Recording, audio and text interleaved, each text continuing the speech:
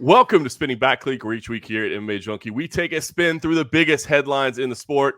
This week, I've got Mike Bohn up in Toronto, Danny Segura down in Miami, and gorgeous George Garcia joining me right here in Las Vegas.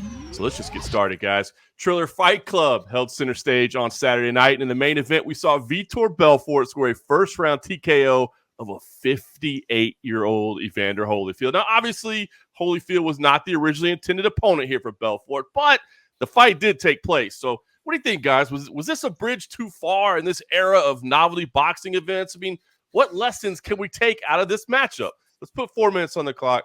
Mike, you get it started.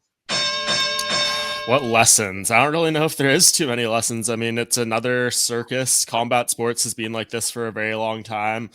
This just definitely didn't feel like a heightened version of it, but the Evander Holyfield thing didn't come completely out of left field. I mean, he was under contract with Triller. They were trying to get him an exhibition fight with Kevin McBride and Mike Tyson before that. So like the idea of him coming back to fight is not something that was completely foreign at this stage of his life. It was just the circumstances of it, a week's notice. Vitor Belfort, who's obviously a terrifying individual, especially right now when he looks like he came out of a time machine from 2013. So it was just kind of a bad feeling in your gut left from this. We knew what was going to happen when they went in there.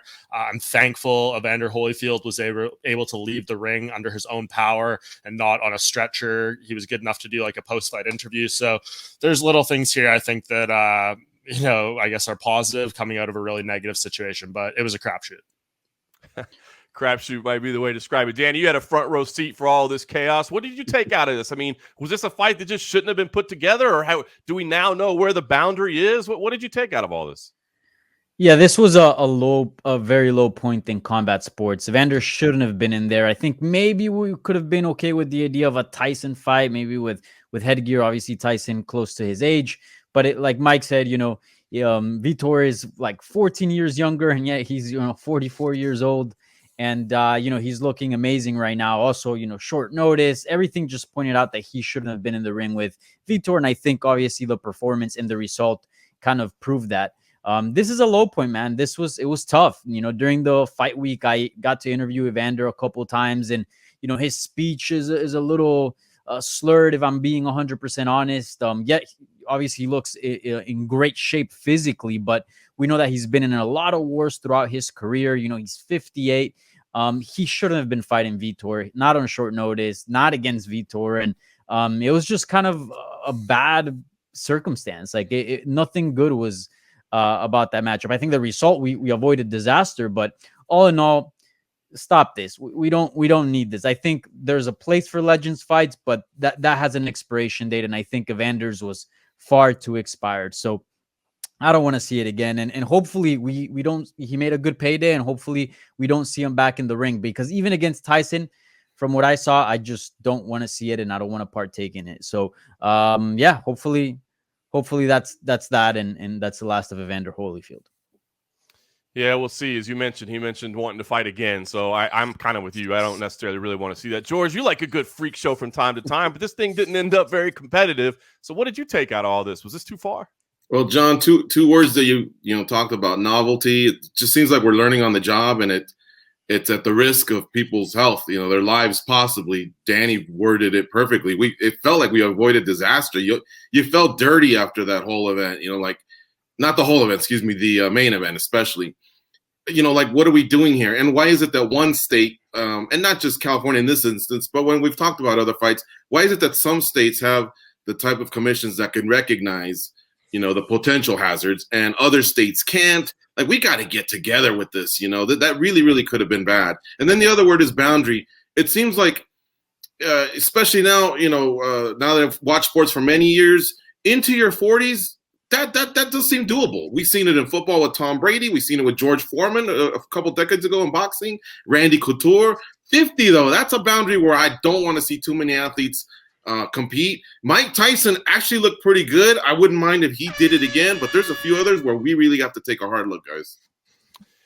Yeah, I agree with you, George, because look, physically he was there, right? If you're just looking at the man's shape, the body condition, it was there, but you could see the timing, the reflexes, the speed, it was just gone. And George, you touched on, man, commission's got to take some responsibility here, man. I know that they passed baseline medical testing. But did the Florida Commission go watch a sparring session? Did they go to a practice and see what he was doing? I mean, Right.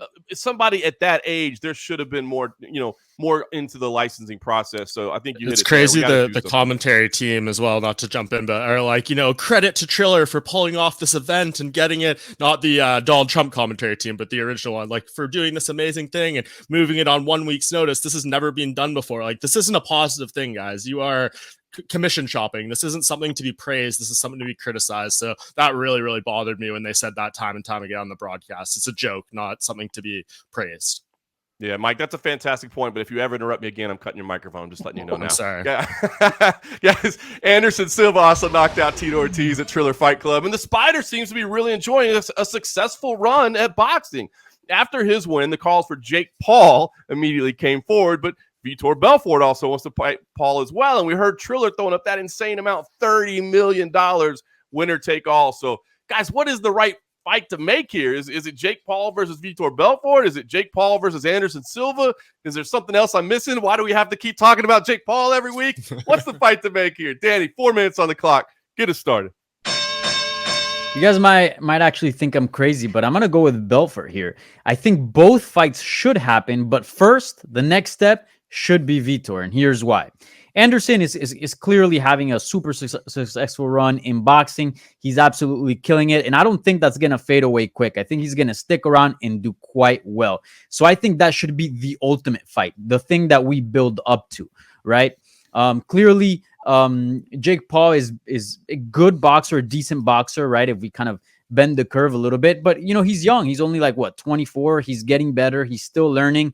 I don't think right now he stands a chance against Anderson Silva, or is even a good fight to sell in the sense of like, hey, Jake Paul can possibly beat Anderson Silva. I think if you really watch the fights, that Anderson Silva is way ahead. Now, Vitor Belfort, that's definitely a step up from Ben Askren, from Tyron Woodley. But I think maybe a little step down in Anderson Silva. And I think a lot of it is not because he's not as good as Anderson, but just the style of the fight. I think Belfort obviously, has had the tendency in the past of gassing out a little bit. He attacks a little bit more and is less counter guy. So obviously leaves himself open for some shots as well. And, he's probably not as skillful as a boxer as Anderson Silva. So I do think that's the right step. We're looking for progression in Jake Paul's career. Vitor Belfort is definitely it. Plus, Vitor wants it. He's calling him, he's his daddy and he's got to come meet him. I'm all for it. Well, Anderson is not really doing that at the moment. He's not really building it up. So in my mind, go Vitor, do that fight. And then at some point down the line, we build up towards the Anderson Silva fight. Crazy we could be talking about Jake Paul in back-to-back fights against those legends. George, what do you think? Do you agree with Danny? That's the fight to make right now? Actually, I do. And he kind of phrased it the way I would have phrased it as well. Kind of there's this big build-up fight with Anderson Silva, who seems the most skilled out of the MMA contingent so far. And then Vitor Belfort, who looked great and actually had an amazing call-out. But I don't know. Are we going to run into a problem here with Triller and now the Pauls with Showtime? Because that's actually some of the roadblocks you run into in boxing where you've got big fights that just can't be made, like Spence and Bud Crawford, for example, because they're with different promoters. So is that going to be a problem, or can they come together and say, hey, let's all make some money here. Let's get this thing done. But if so, then yeah, I think I would go Jake Paul versus Vitor Belfort and build up to the Anderson Silva fight. Or we can have two Brazilians against two Paul brothers. There's a lot you can do with it, but first we have to find out if the two promotions are willing to, co-promote, I guess. Initially, though, I'm more warm to Paul versus Belfort right now. The only other thing I can think of is Oscar De La Hoya, the original opponent. I mean, he is the golden boy. Can he come back in there, and can he present a case where his fight's more lucrative than the Jake Paul fight? I don't know. Vitor Belfort doesn't seem to think so, at least after his post-fight interviews. I can't even believe we're talking about these fights, but they actually do seem to make sense right now. I guess with Anderson, we know a little bit more about where he stands, right? Vitor is still kind of an unproven commodity, so there's more question marks. Mike, I mean, I know we've got contractual issues to talk about, but is that the part that makes it intriguing? Do you agree that's the one to make? I don't know. I don't think I guess it just depends what Jake Paul wants. I think Anderson Silva is a fight he wouldn't win. I think Vitor Belfort is probably even a fight he wouldn't win. But if he can make a $30 million payday off that, and they can get the Showtime and Triller situation worked out, whether it's a co-promotion, they lend him out for a one-fight deal, whatever it is, that's a pretty damn tempting payday if you're Jake Paul. So maybe the risk is worth the reward of losing that fight to Vitor to get the money there. But if you're Jake Paul's handlers, I think they're trying to do the slow build here. And I think from what I'm hearing, they want to do Tommy Fury because he wants to fight like a real boxer, quote unquote, and they want to head in that direction. So I think that is probably the fight we're going to end up seeing, and I think we're going to slightly step aside from this Jake Paul versus former UFC fighters narrative for at least one fight. Yeah, that seems to be the direction things are trending in. But, man, it's so crazy. Like I said, they're even having these conversations. It is great to see how good Anderson Silva is doing, man. He's having this, like, secondary career. Pretty awesome to see. We'll see if Vitor follows suit. Like I said, I think there's still a lot of questions. We don't really know yet what we have there. But, guys, back in the world of MMA, the UFC has been handing out contracts with increasing regularity on this season of Dana White's Contender Series, with 10 fighters already getting deals after just 9 fights, if you can imagine that. It seems the standard for earning deals has dropped quite a bit this year, but I wonder, is that concerning to you? I hear people saying, I don't know, I don't even like the show this much anymore because they're just handing out too many contracts. Are you buying that? Does it minimize the value of the show for handing out too many deals? George, put 4 minutes on the clock and you get it started. Well, I got to admit, the first year was pretty intriguing. When the fights would be over, everybody would kind of get together. This was the old gym, so it wasn't as, we weren't, I guess, seated as strictly as we are now in the Apex. Everybody would get together, walk around. What do you think? I'm 1-3. Well, yeah, but 3 did this and 1 did this, and I think it's only going to be 2. I mean, that was part of the intrigue that added to the drama of it all, and I actually kind of enjoyed it. Now, honestly, my enjoyment is also coming at the risk at a fighter's dreams getting crushed. He wins, but yet he's not ready for the UFC yet, and he's either going to fight later and on another Dana White Contender Series. If he's in the first episode of that season, maybe he has a chance to get on number 8 or number 10, or he's got to wait a whole year, or just dust himself off and go to another promotion and do it. So it's kind of fun to see somebody's dreams come true, and if they earned it and did well, then why not? So I guess now I'm changing my mind, man. First, I wanted to be Simon Cowell and say, no, man, 1 and done, maybe 2 on a crazy week. But now seeing all these people's dreams come true, and the fact that, we really have a lot of cards and a lot of turnover, especially with COVID. Maybe this one season we can do with what we're doing. I don't want to turn it into the Oprah show every week, though. Not everybody has to win a card.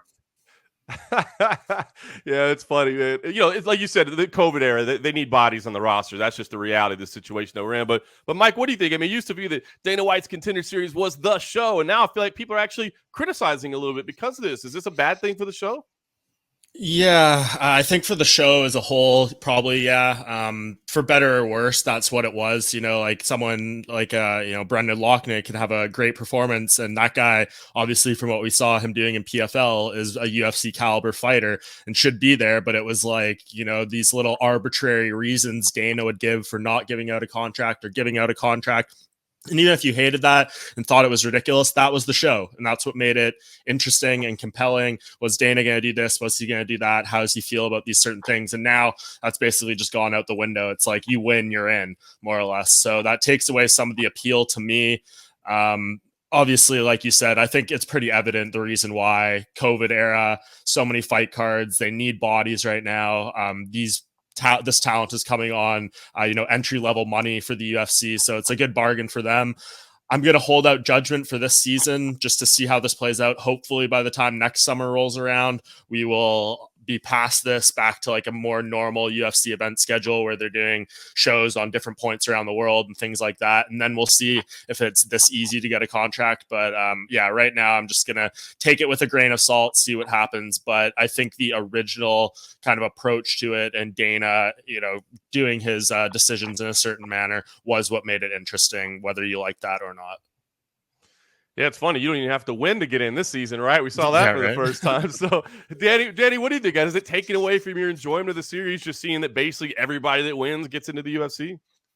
Yeah, it has. I mean, part of it was Dana being so picky. I mean, Mike gives a great example with Brandon Loughnane, right? It pretty much made his career, right? Like that decision. And all of a sudden, he's killing it in PFL. He recently got eliminated from the playoffs, but still somebody that all of a sudden is on the map because of that instance. And it was kind of fun to see Dana White be a little picky. Now, it does take away a little bit of the allure because it's not as special when he's just giving out contracts. But hey, I get it. I'm not going to hate too much on it because, again, COVID era, they need bodies. It is fairly an inexpensive contract compared to like maybe others as far as, it being an entry level. So I get all that. But at the same time, I would like for it to feel a little bit more special than just, hey, look, if you show up and you prove to be a decent fighter, you're in. So it does take away a little bit. So yeah, I'm kind of on the fence about it. It's interesting. I really hadn't thought about that, but you guys make some great points. I thought people were just being a little too picky. Like, hey, we're getting guys opportunities. We're getting guys deals. But I guess you're right. Maybe that is part of the intrigue. It's only a couple of guys. But hey, it's live fights on a Tuesday night. So for junkies like us, at least we got that going on.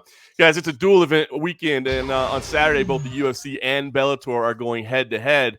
But the most intriguing name on both those cards may very well be the Soldier of God, Joel Romero at 44 years old. Romero is ready to make his Bellator debut, and he's got a top contender right off the bat in Phil Davis. Now, Romero was never quite able to claim UFC gold. He got pretty close. But what do we think? Is he going to be able to capture the Bellator belt before he's done? What's the projection here for Romero at Bellator? Let's put 4 minutes on the clock. Mike, I'll let you get it started. God. First of all, him versus Phil Davis, I think, not to be overly critical here, is like one of the worst matchups you could make for Yoel Romero's entry into Bellator. There was so many other fights I would have rather seen. I know they tried to give us the Anthony Johnson fight that we all wanted and pleaded for, so I can't hate on them too much, but this one just feels like it doesn't do a whole lot for me. I think it has the potential to be a really, really dull fight. And I don't think that does wonders for Yoel Romero's stock coming into Bellator. I think the roster is so thin that he could go out there and win a terrible decision and probably still be right there for a title shot at 205 or 185. So I think as long as he just gets his hand raised, he's in a pretty good position. But man, this has been the longest layoff of his entire MMA career. He's obviously had some eye issues that prevented him from being licensed in the previous fight. So there's some things going on there, and there's some concern. The guy's 44 years old. I know he's a physical marvel and one of like the most cut fighters we've ever seen, but at some point that has to drop off. So I'm just curious what kind of product we're going to get with him, given the matchup, the time off, all these little elements. But if he can go in there, I think Yoel Romero, as long as he gets his hand raised, we see him in a title fight against the winner of the light heavyweight Grand Prix, Gegard Mousasi at middleweight. There's options for him. He just needs to win no matter how it goes. Yeah, you laid out all the reasons I'm concerned. I mean, even Yoel Romero at some point has to get old, right? I mean, is that time now? I guess we'll see. Danny, what do you think? And by the way, feel free to just use your whole time just saying his name oh so beautifully the way you do. I'm just going to use the entire length of this segment to say Joel Romero. Joel Romero. I'm just kidding. But if you want an audio after, I got you, John. But let's keep it real. Father Time's undefeated, man. I mean, it just takes one fight to get old. So is this the time for Joel Romero? Is he damaged goods? Is he going to go in there? He does have that eye issue that Mike mentioned. Father Time's undefeated. Big layoff. Is he going to be the same Joel Romero that we've seen in so many title fights the years prior? I don't know. But what I do know is if that Joel Romero shows up in his Bellator career, I think he's bound to become champion. I mean, to be honest, I've never seen Joel Romero lose. I've never seen him lose. I've seen judges be in disagreement with him not getting his hand raised. But as far as him being a loser in the UFC, that's never happened. I think he's obviously a great fighter, very skilled. And look, the Bellator division, as Mike mentioned, is very thin. So I think throughout his tenure, he's bound to get a title shot. And I think he's got a very, very good chance of winning that title if the Joel Romero of old shows up. So we'll see if Joel Romero can once again defy just laws in general and Father Time and just show up and, fight like a 20-year-old. So I'm holding my breath. Let's see what happens in this debut. But he definitely has the possibility of becoming a champion, no doubt. George, I'm sorry. I'm going to have to take your time and just give it back to Danny so we can continue to hear him say Joel Romero. But no, listen, George, this is a tough matchup, right? It's a big one. I mean, if he wins this one, he's probably right there in contention. So from that side, it's a good thing. But as Mike laid out too, it's a risky matchup as well. What do you think? Where's the ceiling? Yeah, well, these guys did a great job. They pointed out how initially it was Anthony Johnson, and that's how, mouth-watering there. We knew that was going to be an exciting fight. And then, of course, he had the issue of not getting sanctioned to fight, and now we have Davis, which, look, man, if Yoel, when he doesn't throw, is even more boring than Phil when he doesn't throw. So this really has the potential to be bad. But he's playing with house money. If it doesn't go well with him against Davis, who's been over a decade one of the top light heavyweights in the world, no shame in losing that. He's playing with house money because he can fight Gegard Mousasi. Are you going to promote him, though, after this? I think he's lost 4 or 5 coming in and then losing to Davis. He may have to steamroll somebody and then eventually get to Mousasi, who doesn't have many left himself. But either way, I think I'm leaning towards Davis right now. I just think Father Time, it really is something. It's slowly been creeping up on Joel Romero.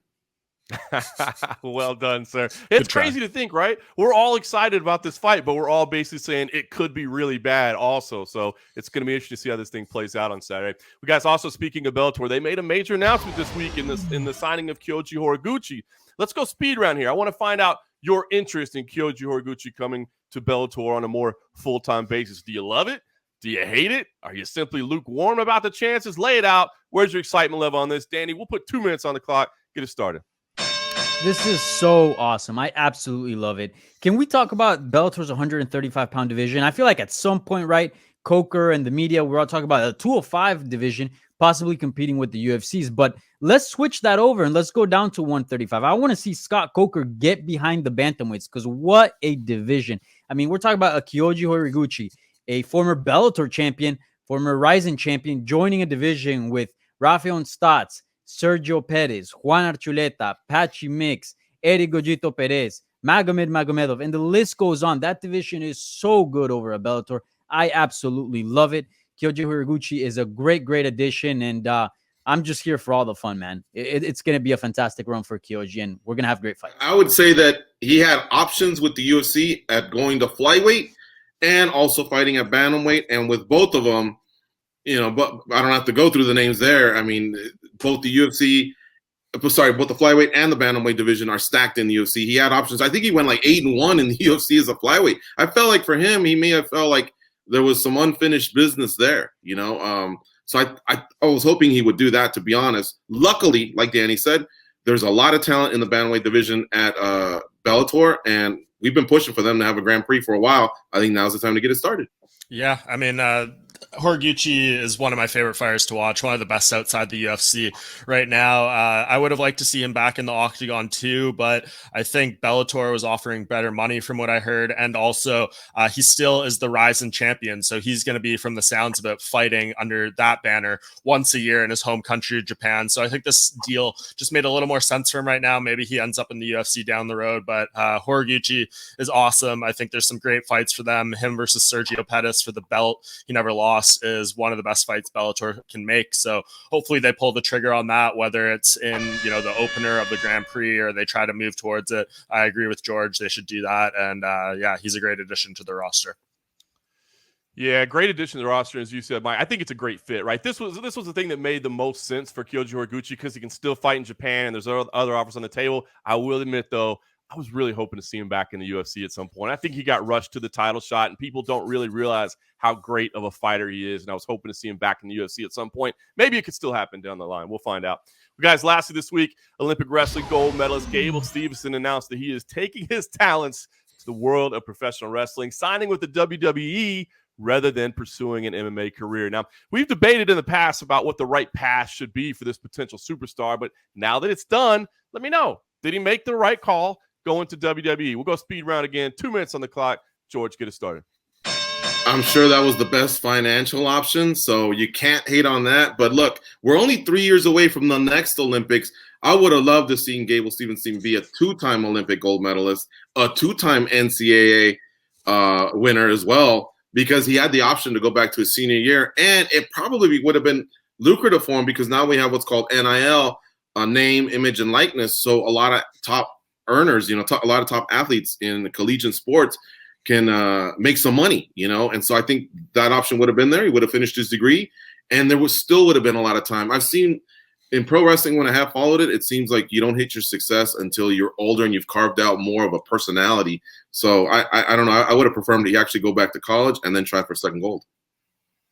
Well, it sounds like he is going back to college and he's going to do the last year while kind of dabbling in WWE, at least for this year. So, yeah, I think for what it was right now, this was the most lucrative deal for him. He can do the NIL stuff while he tries to go for another national championship. He can work on the WWE craft and then eventually he rolls out there. So I think this was probably the most logical thing. The money in MMA just isn't there, I don't think, right now for him. He can build towards that as he becomes a bigger name. So, yeah, I think for what was out there for him, this was the best avenue given the college tie-in and then being able to work on some other stuff on the side. Yeah, I think it was the right call. And apart from the money and all that, something I want to point out is his level of experience. I talked to him at PFL and he told me, oh, I've done some striking here and there. I've done some jiu-jitsu, but really not a whole lot. I've just been focusing on wrestling. Obviously, that's what he's been doing. He's only 21. So I do think if he were to jump to the UFC, that'd be rushing him. So go to WWE, build a name while you're also training in the back, polishing your jiu-jitsu, learning the basics of striking. And then at some point when he's 24, 25, then he can dive into MMA and actually have a mixed martial arts base, not just wrestling. So all in all, the right call. I completely agree, guys. I know I saw a lot of people that were disappointed that the UFC didn't sign him. I just don't think it would be the right decision for all the reasons you laid out. He can go back and get that last year of eligibility right now, and then he can develop. He can maybe do some training in the background. I hope he still continues thinking about mixed martial arts and maybe does a little bit of training on the side, working towards that. But right now, WWE, the right spot for the guy. I know that might disappoint some MMA fans. I hope we do see him in a cage eventually, but we don't need to see it right away. Well, guys, like I said, it is a busy, busy week of mixed martial arts. We got the UFC in action, Bellator in action, Ryzen's in action, CFFC is in action on Thursday night. Plenty more to talk about next week. And, of course, we'll do it right here on Spinning Back Clique.